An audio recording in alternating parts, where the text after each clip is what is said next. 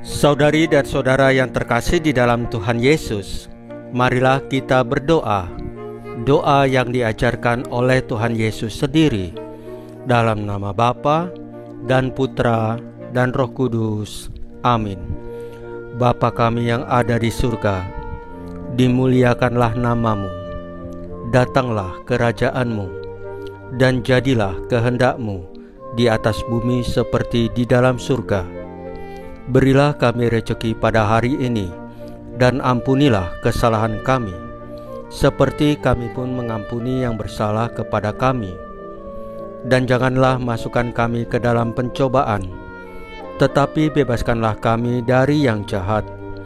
Ya Roh Kudus, hadirlah saat ini untuk memimpin dan membimbing kami dalam membaca firman Tuhan Yesus dan merenungkannya, sehingga kami dapat mengerti maknanya dan dapat kami laksanakan dalam hidup kami sehari-hari di tengah masyarakat kami. Pembacaan Injil Lukas bab 1 ayat 39 sampai dengan ayat 56. Magnificat Maria. Beberapa waktu sesudah kedatangan malaikat Gabriel, bergegaslah Maria ke pegunungan menuju sebuah kota di wilayah Yehuda.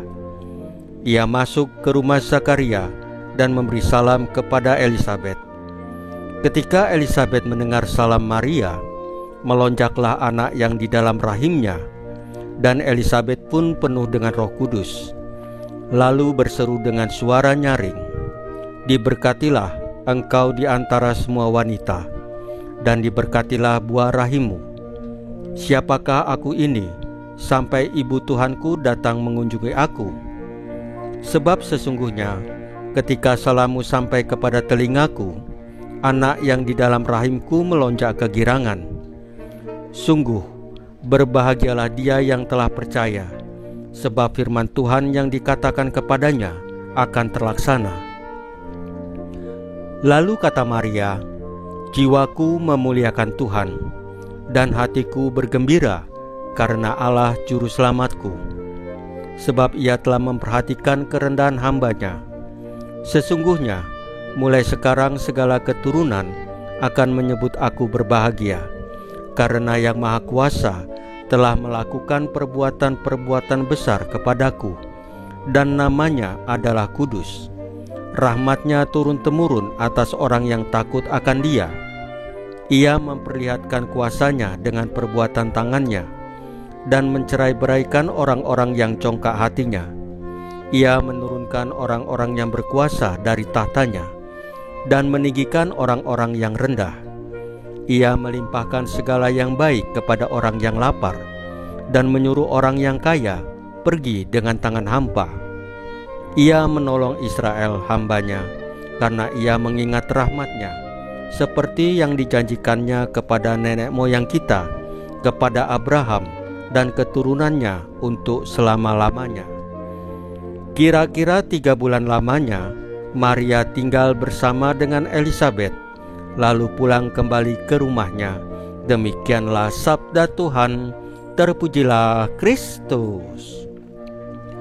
Saudari dan saudara yang dikasihi Tuhan Yesus, hari ini kita mendengarkan bacaan dari Injil Lukas tentang Maria yang mengunjungi Elisabet, tentang pujian yang keluar dari mulut Maria dalam kidungnya yang sangat terkenal, Magnificat.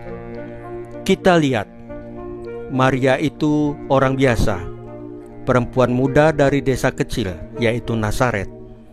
Tetapi Tuhan memilih dia.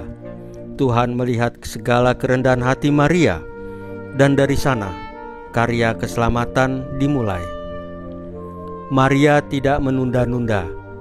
Begitu ia tahu Elisabet sedang mengandung, ia bergegas pergi. Jalan yang jauh, naik bukit, tetapi penuh semangat. Ini adalah teladan nyata dari iman yang hidup, iman yang bergerak, iman yang tidak tinggal diam. Ini penting karena iman Katolik kita bukan cuma soal tahu ajaran, tetapi soal hidup yang dijalani.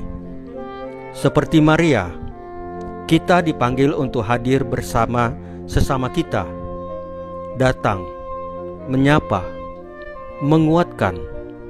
Ini juga bagian dari misi gereja. Dan dalam Kidung Magnificat, Maria menyatakan dengan tegas, jiwaku memuliakan Tuhan. Bukan dirinya yang dibesarkan, tetapi Tuhan. Bukan kekuatan manusia yang diandalkan, tetapi rahmat Allah. Ini adalah pelajaran besar, bahwa semua yang kita lakukan, semua keberhasilan, semua yang baik, seharusnya kita kembalikan kepada Tuhan. Kita juga mendengar Maria menyebut bahwa Tuhan berpihak kepada orang kecil, yang lapar, yang rendah hati. Artinya, gereja juga harus terus berpihak pada yang miskin, pada yang tersingkir, pada yang menderita. Ini adalah ajaran sosial gereja Katolik yang sangat jelas, dan ini adalah panggilan kita bersama. Saya ingin menekankan di sini bahwa menjadi orang Katolik bukanlah soal status, tetapi soal kesaksian hidup. Apakah kita ikut menjadi terang dan garam? Apakah kita hadir membawa pengharapan bagi orang lain? Belajar dari Maria, mari kita menjadi orang Katolik yang rendah hati, tetapi kuat dalam pelayanan, yang tidak banyak bicara, tetapi banyak bekerja untuk kebaikan bersama. Mari kita terus membangun gereja yang hidup, yang bergerak, yang merangkul semua, seperti Maria yang membawa Kristus di dalam rahimnya. Kita pun harus membawa kasih Kristus kemanapun kita pergi. Akhirnya, mari kita bersama-sama mengucap syukur dan memuliakan Tuhan seperti Maria. Jiwaku memuliakan Tuhan, dan hatiku bersukacita karena Allah Juru Selamatku. Saudari dan saudara yang dikasihi Tuhan Yesus, marilah kita berdoa. Ya Tuhan Yesus, yang penuh kasih, kami bersyukur atas teladan iman dan ketaatan Bunda Maria. Ajarilah kami untuk percaya penuh pada sabda-Mu. Bimbinglah kami agar hidup kami menjadi pujian bagi-Mu, seperti nyanyian Maria yang keluar dari hati Bunda Maria, Magnificat. Dengan doanya, semoga kami setia dalam iman, rendah hati di dalam pelayanan, dan tekun dalam pengharapan. Salam Maria, penuh rahmat, Tuhan sertamu.